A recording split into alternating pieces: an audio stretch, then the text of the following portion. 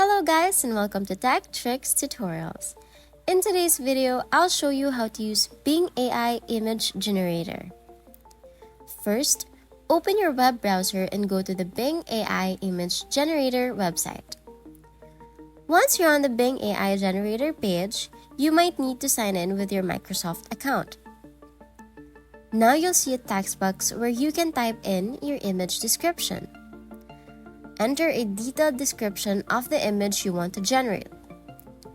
After typing your description, click on Create button.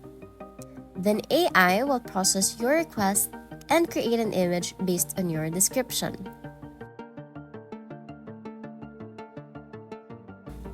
Once the image is generated, you can view it, download it, or make adjustments if needed.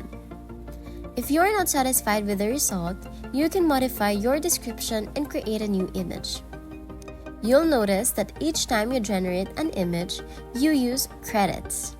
Credits are just like tokens that allows you to generate images using the AI tool. You usually get a certain number of credits for free, and once you use them up, you may need to purchase more or wait for them to replenish over time. This helps manage the use of the AI resources effectively. And that's it!